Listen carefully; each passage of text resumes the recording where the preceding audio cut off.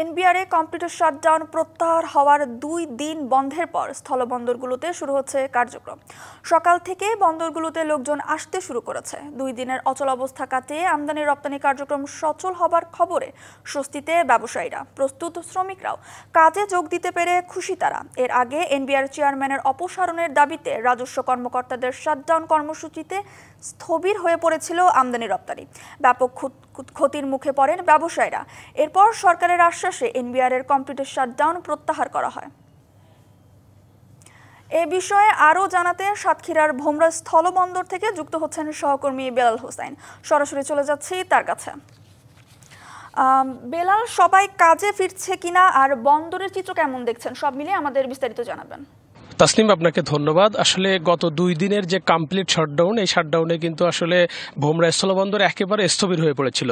আপনি নিশ্চয়ই দেখতে পাচ্ছেন আমার পিছনে যে ট্রাকের দীর্ঘ সারি রয়েছে, পণ্যবাহী ট্রাক, এবং এই ধরনের প্রায় 500 পণ্যবাহী ট্রাক কিন্তু আটকে পড়ে। আমরা সকালে ভোমরা শুল্ক স্টেশনে খোঁজ নিয়েছি, সেখানকার কর্মকর্তাকে যদিও পাওয়া যায়নি। সেখানকার যারা কর্মচারীরা রয়েছেন তারা বলছেন যে 9টা থেকে আমাদের আমদানি রপ্তানি কার্যক্রম শুরু হবে, তবে যাত্রী সেবাটা চালু ছিল। যাত্রী সেবাটা চালু থাকার কারণে তারা সেখানে সময় দিচ্ছেন। এবং আমরা বিভিন্ন শ্রমিক নেতাদের সাথে কথা বলেছি, তারা বলেছে যে যেহেতু 9টা থেকে আমাদের আমদানি রপ্তানি কার্যক্রম শুরু হবে, সেহেতু আমরা কিন্তু 9টা থেকে কাজে আমাদের শ্রমিকরা কাজে অংশগ্রহণ করবে।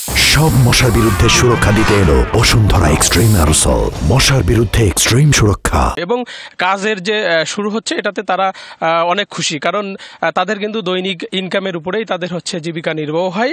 এবং এই ঘটনায় কিন্তু তারাই বেশি বিপাকে পড়েছিল বলে আমাদেরকে তারা জানিয়েছেন। এবং ভোমরায় প্রতিদিন যে পরিমাণে ট্রাক যাতায়াত করে পারাপার হয়, সেই যে কর্মযোগ্য সেটা একেবারে স্থবির হয়ে পড়ায় কিন্তু ব্যবসায়ীরাও যেমন হতাশাগ্রস্ত হয়ে পড়েছিলেন, পাশাপাশি শ্রমিকরাও হতাশাগ্রস্ত হয়ে পড়েছিলেন।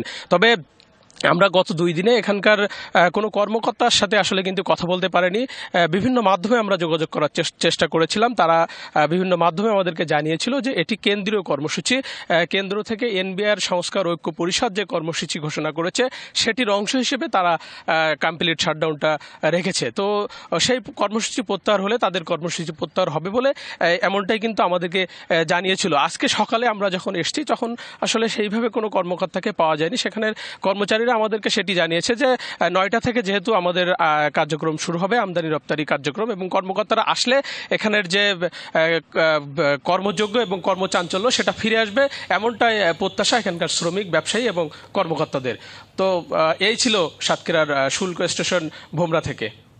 ধন্যবাদ বেলাল আমাদের সাথে যুক্ত হওয়ার জন্য।